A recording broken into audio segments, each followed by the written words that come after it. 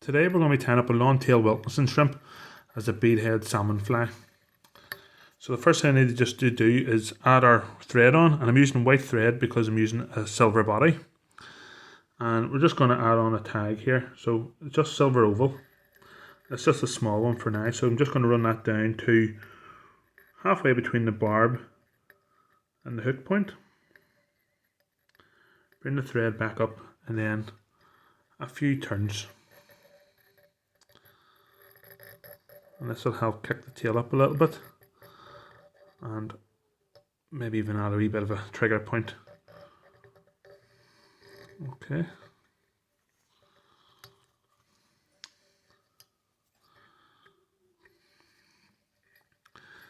And just neaten that up a wee bit and trim off your excess.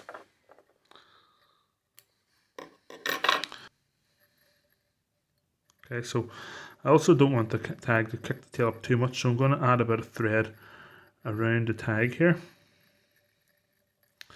And then I'm going to pick some bucktail, so just using pink or magenta bucktail. This is just the Vineyard stuff.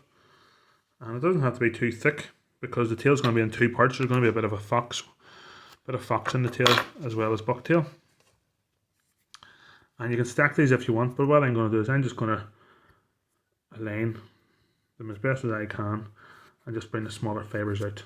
Probably a wee bit wasteful, but it's a bit quicker whenever you're only doing one or two flies. If I was doing half a dozen of these, I'd probably stack them and glue them together. Okay, so, and again, lengthwise, probably about 2 to 3 times the length of your shank. And I'm going to just put that on as a pinch and loop, very light, in the middle of the shank, and then I'm going to bring it down without applying any pressure whatsoever. I'm going to put it on top of the tail there. See how it looks. That looks okay to me. If I was to apply pressure, that bucktail would splay. So what I'm going to do is I'm going to put a bit of super glue on, and that will help secure it in without having to apply pressure, without looking like a muddler.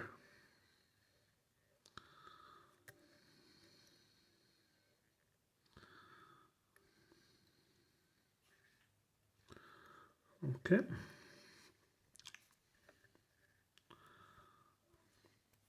Then just trim off your excess. You can have it tapered if you want. That'll give you a nice shape. Okay. The next thing we're going to add on to the tail is a softer material. So you could use Arctic Runner, you could use Fox. It's entirely up to yourself. So I'm going to just use some pink Fox here. And this is only a small bit again.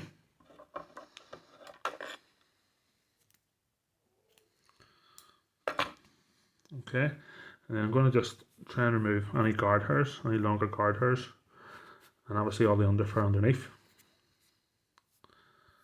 Okay, and this is just a wee pinch of Fox. It's not much at all, but this is just to give a wee bit more mobility in the tail. And whenever you're tying in, it has to go in about halfway into the tail, so not the full length, but about halfway in. Okay, pinch and loop there.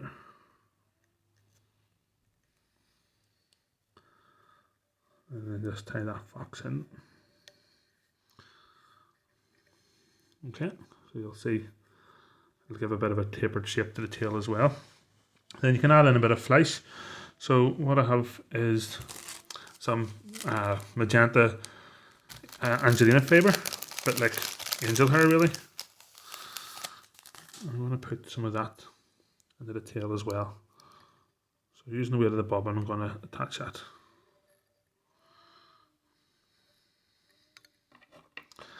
And lengthwise, probably going to have it about the lengthwise, I'm going to have it about the same length as the Fox, halfway into the tail.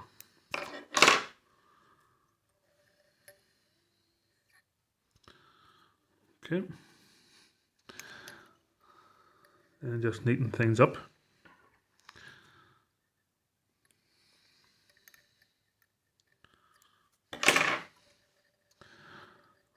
Okay. Just the way I'm doing it, it's going to try and level off the body a little bit as we're using a tinsel body. Okay, and we're not going to use a rib For this fly, what I'm going to use is silver flat braid, and this is holographic silver. I'm going to take a bit off. I'm going to tie this in on top.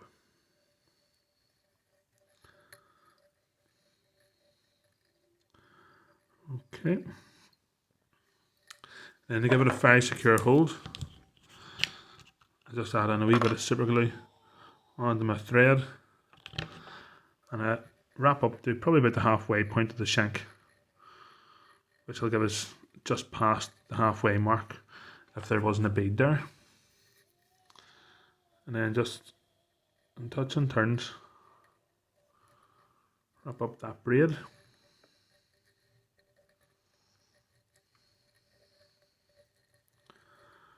Okay, and then secure it in. A couple of turns. Turn off your access. That'll probably be enough for later on, so I can keep that close by. And then I'm going to use a hackle, so I'm going to add on a wee bit of wax. And the first hackle is going to be magenta here, magenta or pink. So what I'll do is I pinch off the tip, expose 4, 5, 6 fibres, and then just tie in at that breaking point, and then bring those fibres back. Okay, then I start to train those fibres inwards towards the stalk.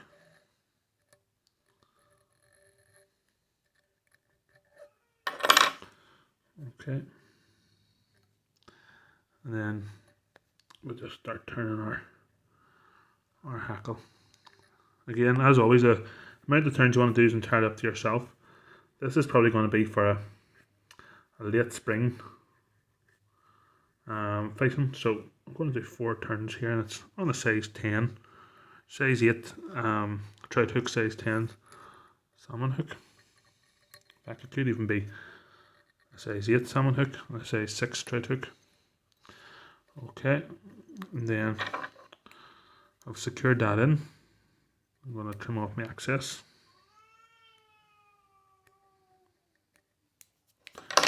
Okay, and then again I'm going to just try and level out that body a bit, because too much of a slip and that braid will still slip.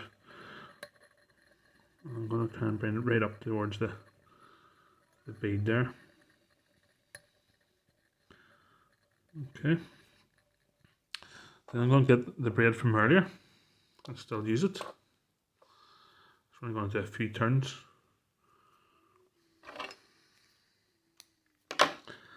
And again, I tie that on top.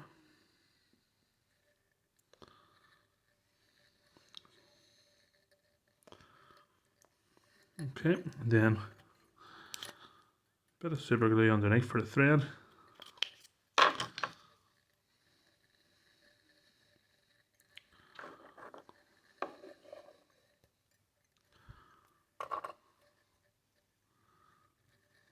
And then just start winding that up to the head area, the bead area.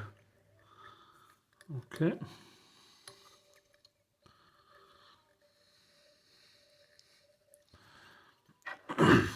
Then just trim off your excess. Don't worry about trying to get it as neat as possible, because a lot of stuff can be tucked in underneath that bead at a later stage anyway. Okay, and then I'm going to add in my front hackle. So my front hackle is blue. And just as before, pinch off the tip, expose a few fibres, and then tie in at the break. Put it back and then tie in over those. Okay.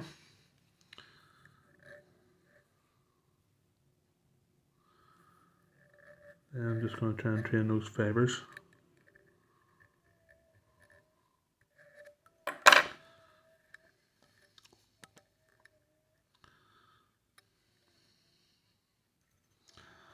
And then we'll start turning the hackle. Again, probably about 4 turns.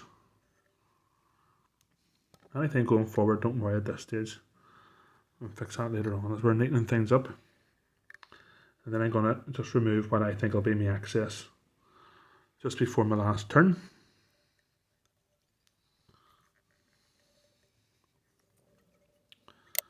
Okay, a couple of turns to secure that in. And then trim that off. Okay, so we're starting to see that. That's a good flay in itself now. I'll catch a plenty of fish in spring, but I'm also going to add on jungle cock cheeks as well here. So I prepared a couple of feathers here. I'm going to just put them on each side.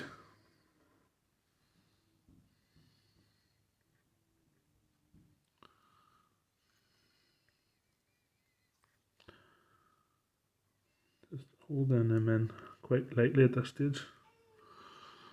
And then see how they look.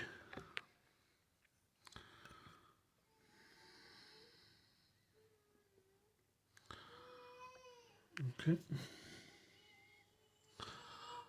So they look good to me. So before I start tanning any further, I'm going to just put on a wee bit of super glue on the thread. And that'll give me a couple of wraps. It'll give me less turns and a more secure hold.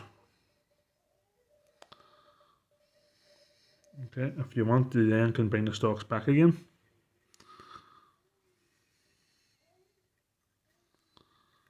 And tie in on top of them. Okay.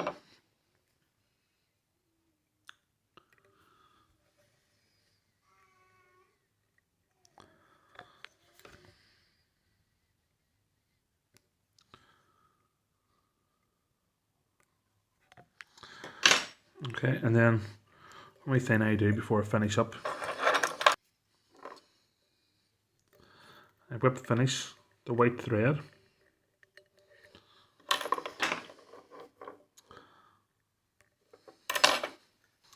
And I put on some hot orange thread.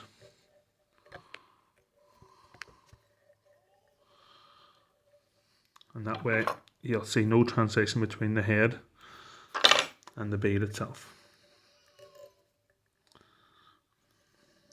Okay, so a few turns. And the bead will protect that knot as well, the whip finish. Don't need to worry about varnishing it. And finish it that there. And that's your long-tailed Wilkinson, folks. Hopefully you enjoyed it. As always, if you like that video, do check out the other videos coming up on screen now. And I'll see you next time. All the best.